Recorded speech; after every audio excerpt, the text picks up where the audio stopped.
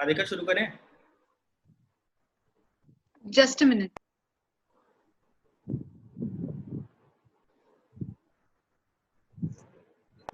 Sure.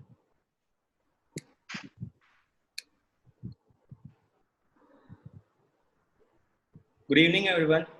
I, Akash Raj Chauhan, along with my co-host Radhika Chawla, welcomes you to a series of interactive session of the desk by the law culture. Today, we are very much honored, and it is our privilege to have right here on this platform Mr. Nikunj Kulshestra. Today, we'll be talking about on the theme LLM from abroad. I think it is a topic which everyone needs to deliberate upon, and it is our profound privilege that Mr. Nikun Kulshesh has agreed to be with us today. So, before starting with today's session, I would just like to give a brief intro about our esteemed guest. Mr. Nikunj is a practicing lawyer based in Delhi and a foreign LLM advisor at Law Purpose. He graduated from Law Center 1 faculty of Law University of Delhi in 2018. He then completed his LLM in criminal justice from Queen's Mary College of London in 2019. He has also authored a book on women and law. His area of interest include criminal law, medical negligence law, white-collar crimes, forensic science, and gender law. Apart from law, Nikunj sir has also keen interest in geopolitics, military, and strategic studies and diplomacy. I would like to personally thank him for taking out time from his busy schedule to be with us today. And I believe that through our platform, many LLM aspirants, this interactive session will be a very fruitful gain to many LLM aspirants around the country. Thank you so much, sir, for coming here. Thank you so much, Raj, for having me on this platform. I'm sure that whatever our discussion that we have today will be of benefit to so many students that are out there.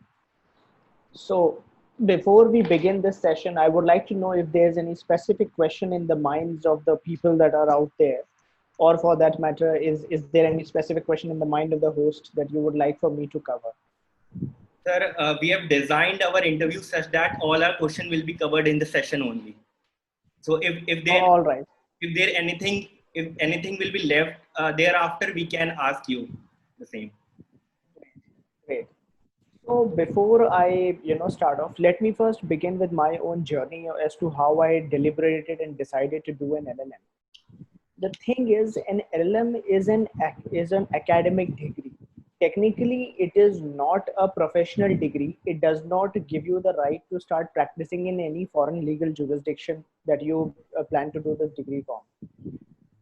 And I think this understanding is very much limiting because it helps you understand that what your end goals are and what are the things that you need to do if you are interested in practicing that foreign jurisdiction. Now, the first thing that I will talk about today is about how does one select country, college, course, and how does one go about it. If your sole aim is to settle abroad or move to a Western nation because you want to pursue, let's say, opportunities in terms of lifestyle or even in terms of other opportunities, I would sincerely suggest the European countries, which would mean France, Spain, Germany, and the Nordics. Apart from that, England in the English-speaking countries would be a great option. However, other countries may not be such a great option due to the fact that everybody is trying to get into them and there is some sort of congestion in that market.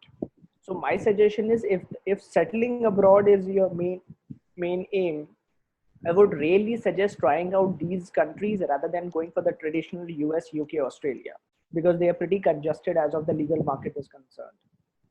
Now, with regards to me, since a lot of jurisprudence in India has been taken from UK, it seemed like a logical decision for me to take up that particular country. So I decided on going to the UK, whatever the situation may be. However, it has some years of experience and you can figure out a way to, let's say, get a scholarship, then US may not be a bad option. If I may say so, there is a huge difference in terms of the expenses that you have to incur for doing your LLM in the US. The cost of doing an LLM in UK, Australia, Singapore, or let's say even other English speaking countries, is between, I would say, 35 to 50 lakhs for a single 1 year course.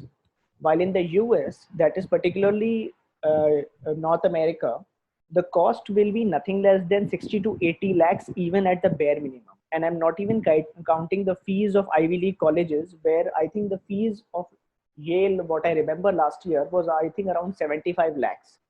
And then another living expense will be another 25 lakhs. So you are looking at nothing less than a crore. So that is one thing that one needs to keep in mind. Plus, US is a jurisdiction that prefers work experience from its aspirants. So that is one thing you need to keep in mind. The Britishers and the Australians are a bit traditional in their outlook. So they believe that academia should be pursued as early as possible. They do not really look into the whole idea of you gaining some years of experience. So that is there. So these are some of the factors that you need to keep in mind while you're selecting country. As far as university is concerned, I would say that your individual subject matters a lot.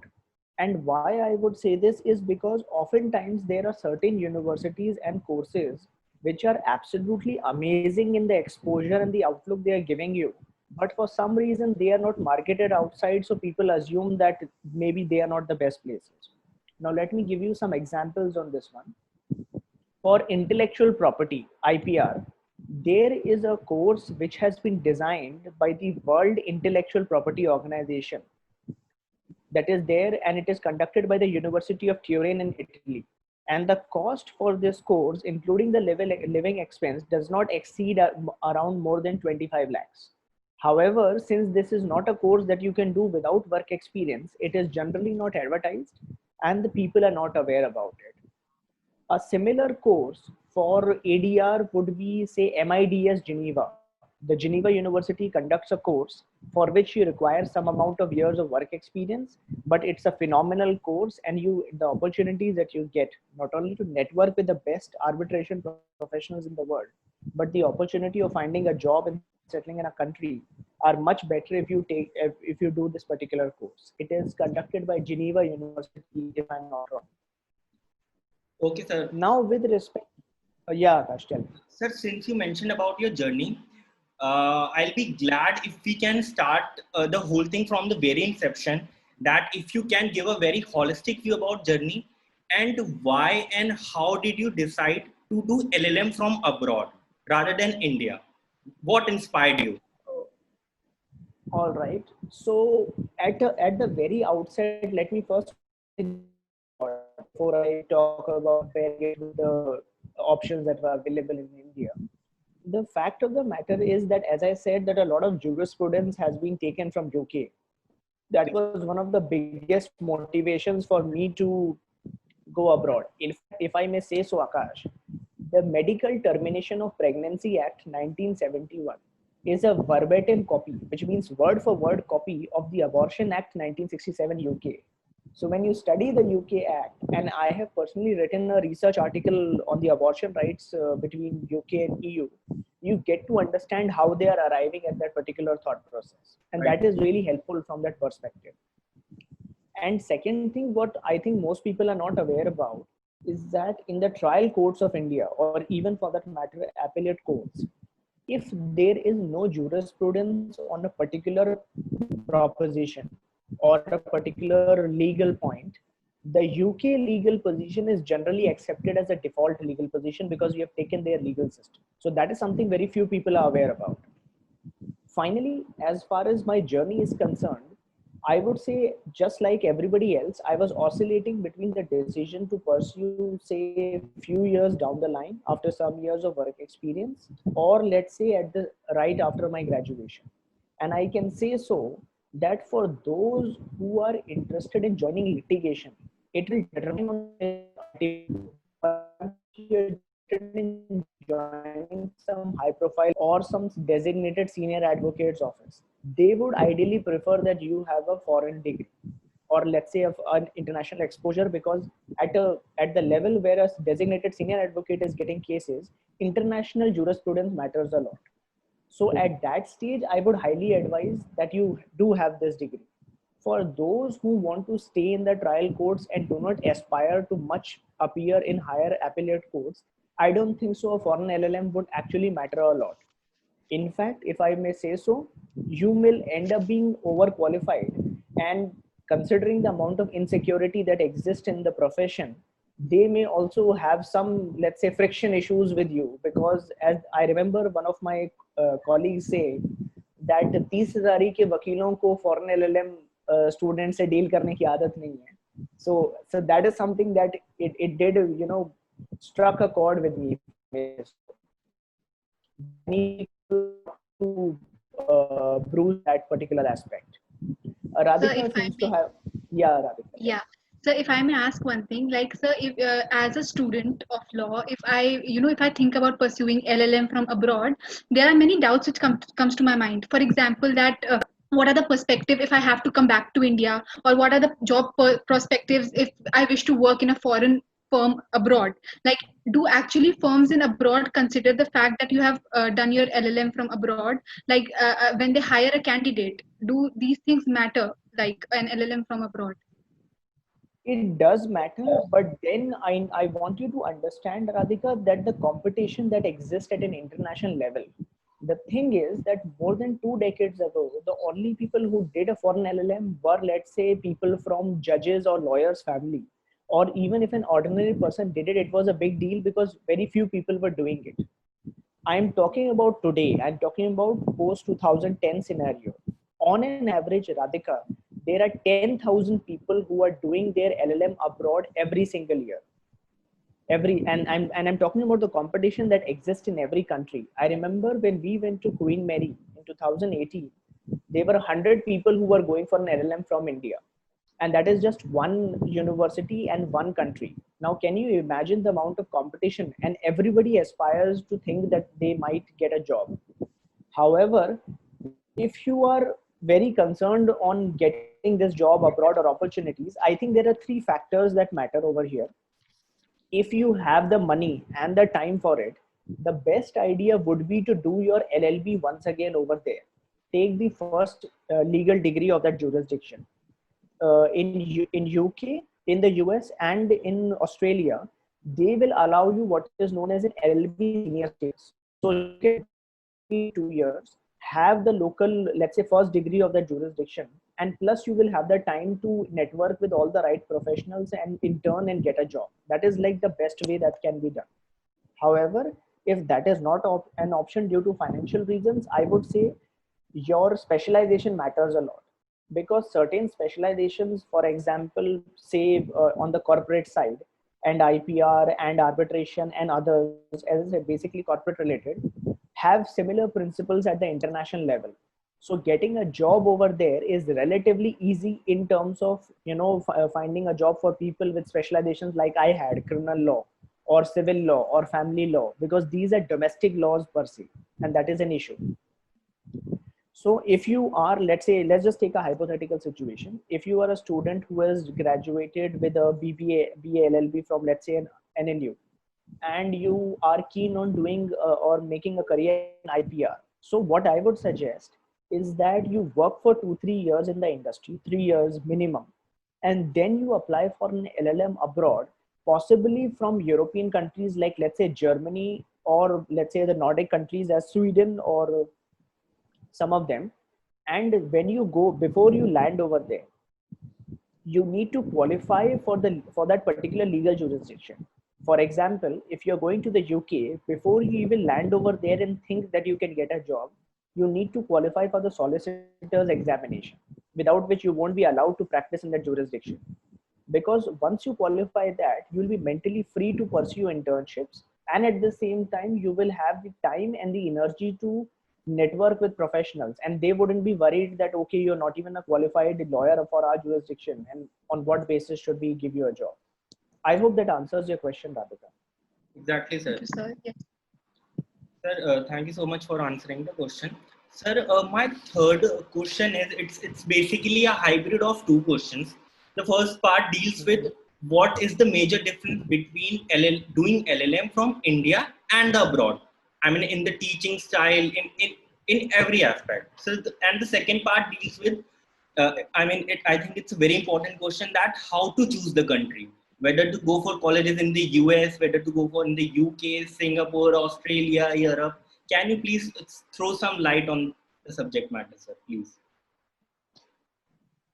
All right. So, as far as the first question is concerned, as to what is the difference, I would say there's a humongous difference in terms of the quality of research that is done at an international level, if I may say so. So, I'll tell you some of the differences. So, one of the differences that LLM in India, the classes are conducted in a similar scale as they're done at the undergraduate level. You will have, let's say, classes, 3 or 4 classes in a particular day. You are expected to attend them. They will be monologues where the teacher in question will tell you what is written in the book, in the cases, or the, let's say, the academic material. As compared to abroad, I just had 2 or 3 classes in an entire week. That was just of 2 hours. And the rest of the time I was free for 2 reasons. One is that I had certain amount of academic reading that needs to be done before I even land over there. Now let me give you an example for this. I had a module, comparative criminal justice, in the second semester.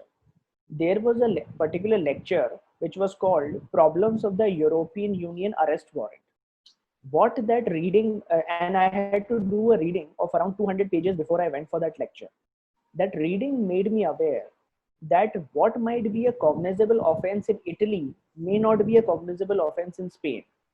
Similarly, what might be, let's say, an organized crime or even a criminal offense, let's say smoking marijuana, it is a criminal offense in UK, but it is not a criminal offense in Netherlands. So these things might create a problem in the policing agency's work and in the legal jurisdiction as well.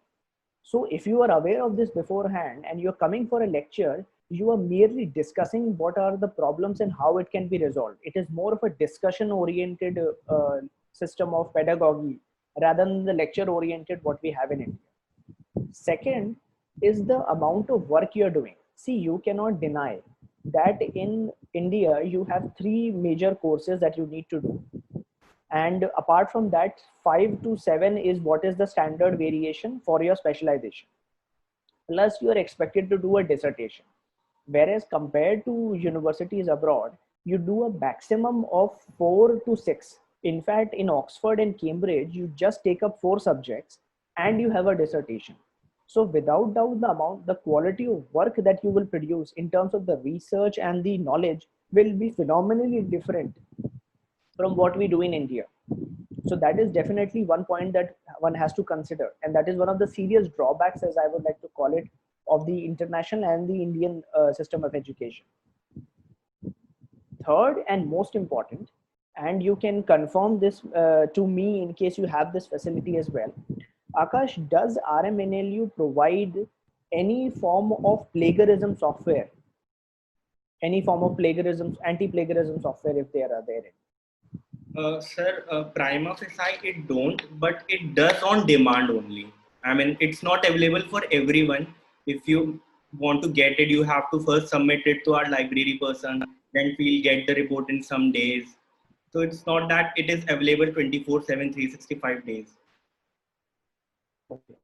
I can exist abroad. Once I joined my LLM in the UK, they gave me complete and absolute access to Turnitin. Turnitin is an international anti-plagiarism software, and the reason they give it is that they do not want to accept plagiarized and, let's say, unparaphrased substance in terms of legal research.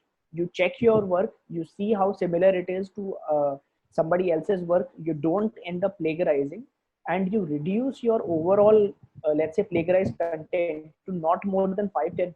So there is a genuine incentive as well as initiative to ensure that the quality of work that you're putting is of an international scale, and that is another one of the fundamental differences. And this costs money, so I'm not sure how inclined Indian law schools are to provide this kind of access to their students. But I think it is extremely fundamental if you are aspiring to, let's say, publish or as well as research which is valuable at an international level. Now coming to the second question, how does one choose country? I would say it depends on, first of all, upon the availability of a specialized course. As I said, if you're doing LLM and IPR, I would really prefer that you check out this course at University of Turin. If you're doing ADR, it is very recommended that you see the course of University of Geneva. If you are interested in, say, international criminal law or working with international criminal agencies, there is there's a course by the United Nations Interregional Crime and Justice Institute. So that is also something that is very interesting to look at. But generally, I would say UK, US, Australia, and National University of Singapore in Singapore are the 4 places where you can go without doubt.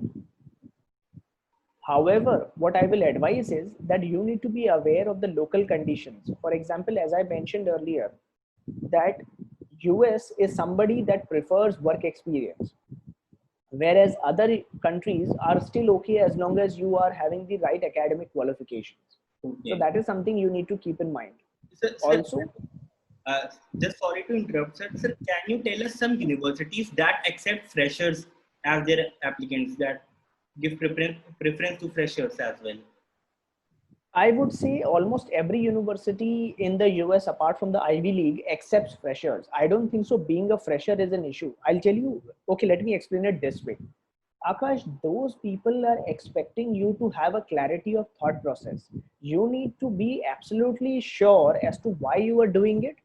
And if you are having an opinion, then that, let's say, okay, I want to pursue this specialization. On what evidence are you basing this opinion? See my profile. I have experience in block matters. I was working under lawyers who have been dealing with all the high profile cases that have been coming in the news. I have done 2 courses in criminal law on the side. So when I say that I'm interested in making a career in criminal law, it sounds like a reasonable choice because that is what I've been doing. So freshers is not an issue. You need to first qualify for the university's criteria. For example, if they demand 70%, you need to have that 70%. That is one thing. Second, if you're looking for scholarships, you need to have something on your profile which distinguishes you from other people. So that is something. For example, I have 70%, but I'm also a national level swimming champion. Or let's say I have done the great amount of debates, or I have won the Henry Dunant, let's say, moot court. So those things, it doesn't matter what you're doing. It matters that you are trying to excel at what you're doing. It doesn't matter to have average, let's say, publications, average moot courts, average everything. You may have one winning, but if you're talking about criminal law and you win KK Luthra moot court, that's the end of it. You're getting the point. So Yes, actually, the one thing that confuses the students the most is that how do they mold their CV for LLM in abroad? Like if we access the net and we almost come across articles which suggest us that there should be a balance between your extracurriculars and your academics. So how should we mold our CV according to an LLM in abroad? And do research publications play a major role in the same? So as far as this one is concerned, molding your CV, and I do agree that that is a good advice, that you should have a well-rounded CV. But then, as I said, that may be existing for students who are not exactly sure up till their final year as to what specialization they want to pursue. I was clear on day one that I wanted to do criminal law. So there was no confusion at my end. The point is, try and understand this. If you are picking up something, let's say a moot court or a research paper, or let's say something else, or an internship, you need to be absolutely certain about it, and you have to try to excel at it. There has to be an overwhelmingly advantage in your favor. If you are doing moot courts, I'm not saying you shouldn't do. See if you have that skill, go for one or two moot. If you are excelling at it, I would say focus on it and make sure you win some of the best moot courts that are there. A single one will overwhelmingly help, but being a jack of all trades and master of none. And take an example, if there's a CV in front of me who's saying I want to do an LLM and IPR, but that person has done some moot court as with a certificate of participation, that person has some average, let's say, publication in some blog, I will not be impressed. I would rather give it to somebody who, let's say, has 5 international publications in IPR, or who has won at least one moot court in IPR. So the quality matters rather than the quantity of it. And secondly, with respect to the research publications, they at the level of undergraduation do not expect you to have publications. That is something they will expect you in case you are planning to do your PhD, and in case post your LLM if you have done something. However, even that is relevant in case you're applying for scholarships. However, in any case, PhD you shouldn't pursue without a scholarship. My point is, it is the quality of publication that matters. It has to be an international. Yeah, I'm sorry, go on. Yes, sir, because most of the students confuse because उनको लगता है कि अगर वो लोग research paper लिख रहे हैं तो वो लोग नेट से कुछ भी उठा के उसको सेंटेंस को आगे पीछे करके they'll write it because वो plagiarized भी नहीं रहेगा and they'll उनका रिसर्च पेपर पब्लिश हो जाएगा. But then what you actually mentioned that research paper की quality matter करती है, and you also mentioned the fact that research paper वो आपसे expect करते हैं published जब आप PhD के लिए जा रहे हो. So, sir, you might have also come across many research papers like that जिनकी research इतनी authentic नहीं होती है, but they still get published into research journals. So how do universities differentiate on the fact that this type of research will matter or like? Okay, so I do get your point, and I'm happy that you brought it up because in the past few months, and I remember discussing this with Akash yesterday or 2 days ago, that there has suddenly been a huge blow up of the student run blogs and journals. And as I said, there is too much information out there in terms of call for papers. Let me tell you, Radhika, first and foremost, the person who is assessing your application is not a moron. They have seen like thousands of students and they have a criteria assessing everything. Now, as far as publications are concerned, there is a hierarchy which is given to the value to a publication that is given. At the top of the hierarchy is something which is known as the Scopus Index. That is basically the impact factor, which basically means that journals which are there in the Scopus Index get cited a lot. So if you are managing to publish over there, and if you even manage to publish even one article in any Scopus journal, you can be assured that ab mujhe research karna aa gaya hai. Because the level at which they are expecting you to have original analysis, as I said, they don't accept more than 5 to 10% plagiarized score. So that is the level at which they are expecting you. And it will be very difficult also for you to publish because they are biased towards accepting manuscripts from doctoral candidates and PhDs. So that is another discrimination you will end up facing.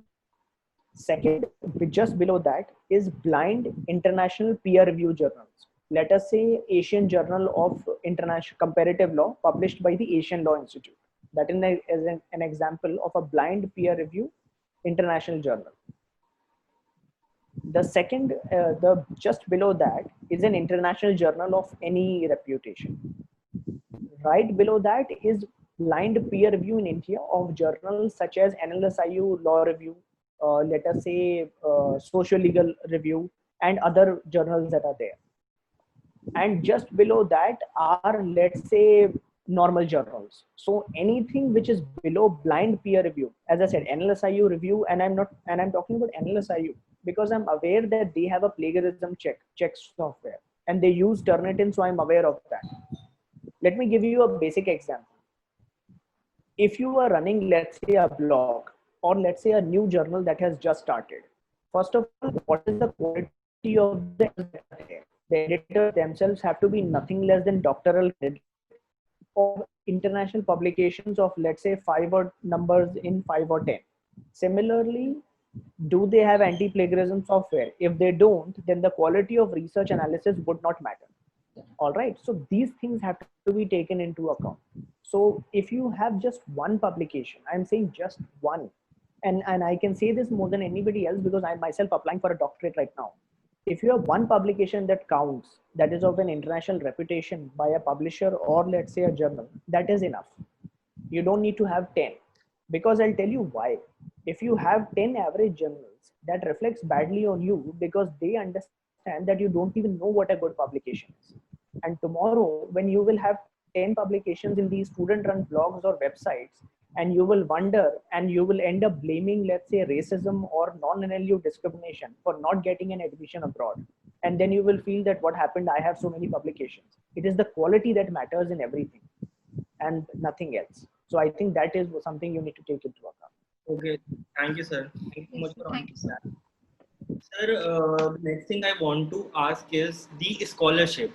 Can you give us a vivid description about the scholarships available in the realm when you want to pursue LLM from abroad? What are the types of scholarships that are available, and how to secure one?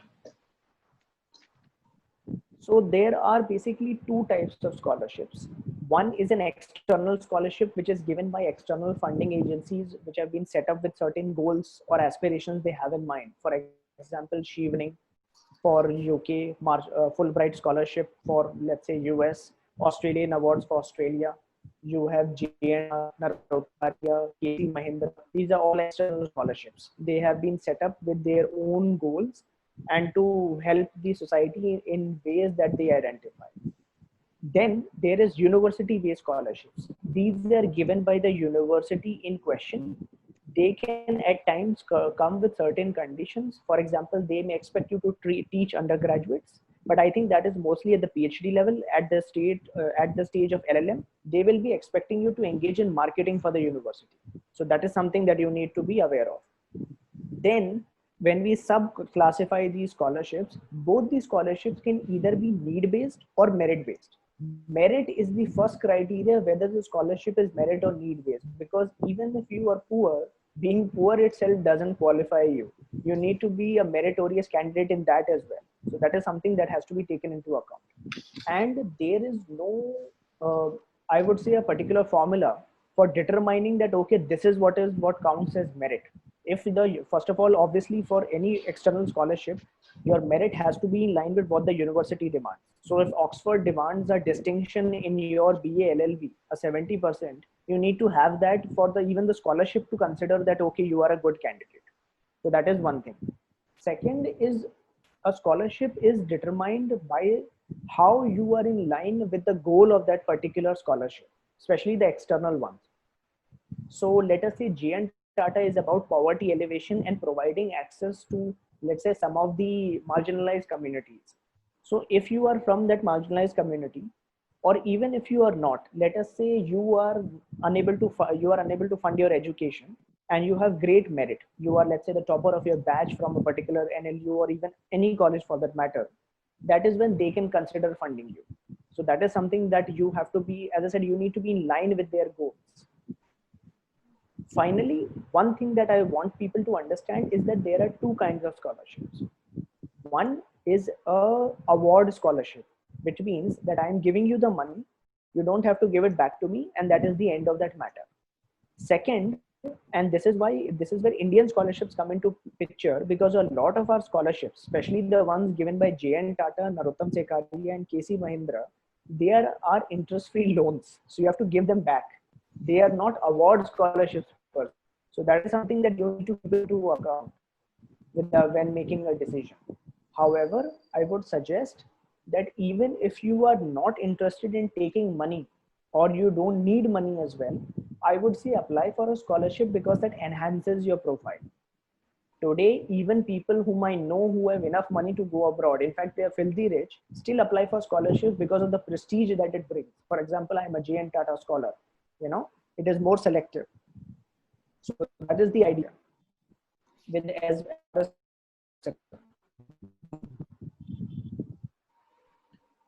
We talked about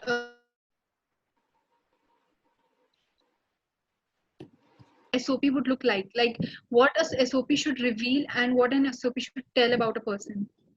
Sir, I would like to add one more thing with this question, that what should our letter of recommendation reflect? What type of letter of recommendation we should try to secure? If you could throw some light on the same. All right. So as far as the statement of purpose is concerned, it should basically have 5 things. Why this course? Why this country?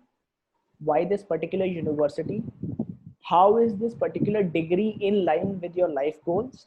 And most importantly, whatever previous decisions that you have taken in your life, have they been taken on some fancy idea of pursuing things like we do in India for the heck of it due to parental pressure or fancy ideas, or you have a deep thought process behind it? So that is something that needs to be clear from your SOP. What they are basically asking is for, as I said again, clarity of thought process. You need to, as a law student, come very quickly to what is it that you want to specialize in life. It may change at a later date. That is not a problem once you get into the course or even after that. I'm just saying at the stage at which you are applying for admission, everything should seem like a logical conclusion. It is as if a river is flowing right from, let's say you took 12th, then you gave your let's say BLLB entrance and so on and so forth. And as I said, it should just keep coming. You interned with the right organizations that are relevant in your area. Because let us say you have done all your internships in, let's say, criminal law. And now suddenly you are saying that I want to go for an LLM in IPR. Then you need to either show that you have made an overwhelmingly change. You have written, let's say, 2-3 good articles at the international level in your final year, or since the time you made that change, or you need to work for at least, let's say, 2-3 years in the industry before you can make that change.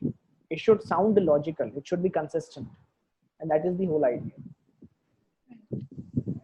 With respect to the second question, as to with the letter of recommendation, a lot of people tend to have this issue that they prefer to take letter of recommendation from people who are in positions of power. For example, let's say MLAs, MPs, chief justices, so on and so forth. The prestige of that person is irrelevant. It just doesn't matter unless and until you are taking, if you're going for, let's say, LLM in ADR and you're taking it from Justice AK Sikri. So then, yeah, then in that case, yes, it will make a difference. But you need to understand an LOR consists of 3 things. How do I know this person? How am I in a position to judge this person's capability? And most importantly, what do I think about this person's academic and otherwise future potential? Now, why I'm saying this is because when you are taking an, let's say, a letter of recommendation from a former Chief Justice of India, and I'm saying you managed to, somehow get it from that person, how are you going to justify that this person can judge my ability? Did you work for that person? Did you intern for 6 months? How is that person in a position to judge your academic as well as future potential? And that is the biggest question that is out there, because if there is any discrepancy over there, for example, if you give an, let's say, a letter of recommendation from a local MLA or an MP, and you're not somebody who's going for an MSc in public policy, then that is going to be a huge issue, because they are going to not only see you as a scam artist, but they also want to form a very bad opinion about you as a candidate. And for all you know, talking about the letter of recommendation, if I'm not wrong, was the last one. Yeah. So as I was saying, that person has to be relevant. It has to justify how are they in a position to tell that, okay, this person has this academic potential or that future potential. That is extremely important. If you're taking it from a teacher, take it from a teacher who has at least taught you 2 to 3 subjects. Because without teaching you for a bare minimum of 2 semesters, I don't think they're in a position to comment on your academic potential. So that is there. Then if you're taking it from an employer, let's say a professional reference, as they call it. First of all, with less than 2 years of experience, you will not be allowed a professional reference. You can only give academic. Even if you can and you want to give, because I think they allow a maximum of 3 or 4 letter of recommendation, but you need a minimum of 2. Then as a third letter of recommendation, you can give a professional reference, but I would advise you to give that after having, say, at least 6 months of work experience with that person. Because if you're working part-time, less than 6 months, that person again would not be in a position to judge your ability. Second, they need to give specific circumstances. Let's say, for example, a good discussion that you initiated in class, a particular, let's say, topic that you brought up. And I think that is extremely important. And I want our listeners to know this, because what happens is, Akash, most of the times, and this is pretty unfortunate, that our teachers in India are not very inclined to write their own letters of recommendation. They prefer students to draft it for them.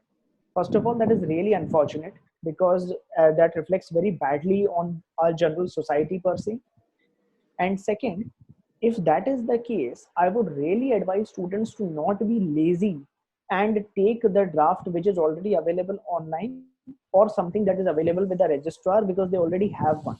You need to draft your own letter of recommendation from scratch with individual perspectives into account. If you are forced to do that, please take the trouble to look after your own career in that sense. So that is something that needs to be taken into account. And as I said, the prestige of the person matters less rather than the relevance. So if it's a teacher that has taught you for 2 semesters and that particular teacher is like giving you a great recommendation, nothing like it. So that is with respect to letter of recommendation. Okay. Thank you, sir. Sir, one more thing which I would like to ask is, how should we choose our specialization? I mean, what all aspects we should look upon while choosing a specialization, and how this specialization will be of use in our future prospect? So this advice is particularly for people who want to do a PhD or want to make a career in academia. For you doing this LLM, and especially this dissertation that you will do, is of paramount importance, because 99% of the people who do their doctorates or PhDs take up a subject, or let's say the research proposal, which is similar to what they have done in their dissertation. Try and understand. Let us say I am a person who's interested in, say, IPR, and I want to take up, let's say, copyright violations in India. So I will initially write, let's say, a 10,000 word thesis in my LLM to get a basic understanding of what the literature is and what the idea is. And then I will take up that same topic that is there in my PhD thesis as well. So your thesis and your subject matters a lot as far as the LLM is concerned. How to go about choosing is something that is a process of elimination. Some people have a natural affinity for particular laws. Some people will take it up over a period of time. There is no hard and fast rule per se that this is what you should take up and this is what you shouldn't. I would say take up something that identifies with you the most, or a cause that you want to take up from the bottom of your heart. Because I'm very surprised, and I would say particularly amused when some students say that, okay, what specialization is in demand. So I'm a bit taken aback, because I don't think so students are realizing that you will be doing this for the next 4 decades of your life. Half of your life is going to be involved in what you are going to do. How can you take that so casually? And that is something that really baffles me. I may be a person who's interested in corporate law, but just because there is more opportunity in arbitration, I will not take that up, because it will not only ruin my chances of going in there, but my overall performance will always be average, because you cannot, as I said, every person has some talent. And if that talent is not naturally there, you will not be able to put up that grind. I want our students to understand that doing a master's degree is going to be extremely hectic. It is not going to be easy. And if you take up something that you do not like, or you are not passionate about, you will do bare minimum work. And obviously, due to bare minimum work, the results will be even worse. And then the opportunities will keep on decreasing from there. So I would say, and I've seen a lot of people asking me this, so I say this to everybody: this is the part where I can't help you. This is something that should come from your side. That this is what I want to take up. Right, sir. Thank you so much. Sir, one thing I want you to tell the viewers in short, that what is the procedure for applying, and secondly, what is the right time to apply, and thirdly, that we require an English language certification. So, is English language certification mandatory or compulsory, or it's just a requirement? And also, sir, just I would like to add on with this. There are some we have heard IELTS and TOEFL. If you could just throw some light on the same. Okay. So as far as this application procedure is concerned, you need a statement of purpose. As I'm talking about the LLM level, statement of purpose, letter of recommendation, an English language test, and and that's it. There isn't much to it. So these are the 3 documents that you need as far as applying for your master's is concerned. At the PhD level, you would need a research proposal, and you may need, let's say, a personal statement for that as well, a scholarship statement.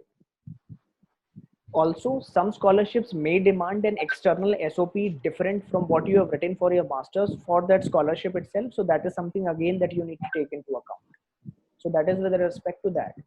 Now the next thing that is there, first, so now talking about the English language tests that are there. TOEFL is test of English as a foreign language. It is accepted in North America, though it is accepted worldwide. So it's not as if you're going to UK where IELTS is preferred, and if you have a TOEFL score, they will not accept it. Obviously, they will, but it is always better if you take that particular country's local test. So it is preferable that way. In choosing between the two, I would say I would have a little inclination towards IELTS, because apart from US and Canada, everywhere else IELTS is accepted more easily than compared to TOEFL.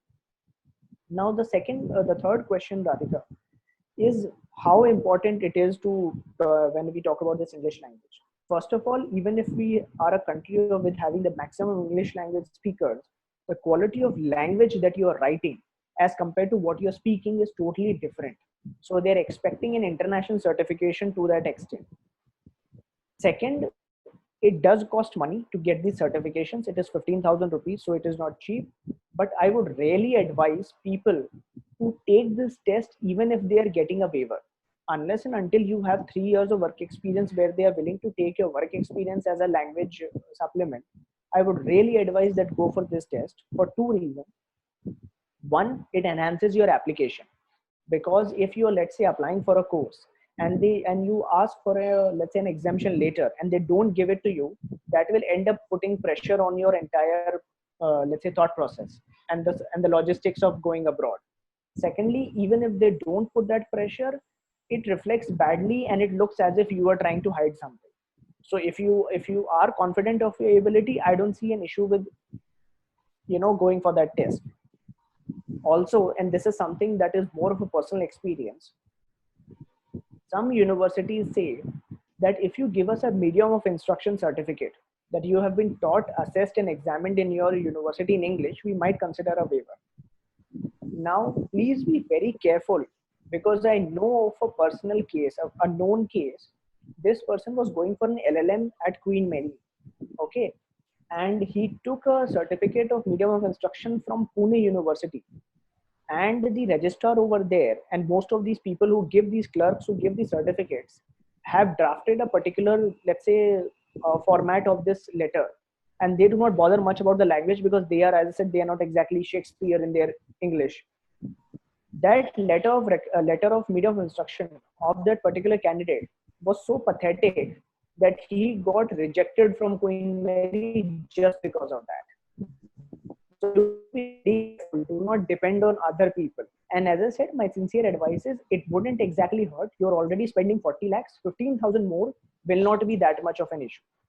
Plus, writing is genuinely a tough skill. I got an 8-pointer out of 9 in IELTS when I went. I got an 8.5 in reading, an 8 in in speaking. They were listening was another 8.5, and in writing I got 6.5. So writing is really tough. It requires a good amount of analytical skills on your part. So my suggestion is that please take all the trouble to get that. Okay, thank you, sir. Thank you. Sir, there's one more thing I would like to ask. That people are like nowadays that we'll do LLM from abroad and we'll settle abroad. So to what extent is this true? I mean, is there any importance of LLM in settling abroad, as there is a perception prevailing in the society? If you could please clarify on the same. I am very glad you asked this question, because I have been dealing with this for quite some time, and I have been repeatedly mentioning the same in my interviews, in my whatever chance that I get to interact with students. An LLM does very limited help in getting you settled abroad. There are three factors that you need to take into account. And let me not talk about any jurisdiction as well. Let me talk about UK. Okay. First of all, UK is a very small market if you see it from a country perspective as compared to the US or, let's say, Canada or some other market. Second is that a lot of Europeans, due to the pre-European Union situation, have entered that market. So that is another issue. And compared to you, and let's say an Indian or somebody who's from outside the Eurozone, a European Union person has permit to reside in that country. They can stay back for a longer time. So that is a disadvantage you will have. Third, why should they hire you to take as a candidate when you don't even have the first legal degree of that jurisdiction? Try and understand, if you do not have an LLB from UK, how are you going to know the local laws? You have no experience of interning in that jurisdiction. You have no experience of working in that jurisdiction. It is too much of a gamble to take. And third is that to convert your work visa or your student visa to a work visa, they require a minimum of salary of 30,000 pounds, 30 lakhs. And that is the basic salary over there. And they will not give it to somebody just because you have done your BLLB in India. The only people that I see getting jobs abroad are two kinds. One whose specialization, as I said, is internationally valid, or the principles remain the same. For example, corporate law, international transactions, ADR, IPR, all of the, as I said, corporate related. And second, who have taken up causes or issues which are relevant for them, which have a demand for it. Let me give you an example of a person whom I know who got a job abroad because of their person's LLM. There was a colleague of mine who did an LLM in IT and IPR. He worked for 5 years in India. Of those 5 years, 3 years he worked with Mr. Prashant Mali, who is the god of IT law in India.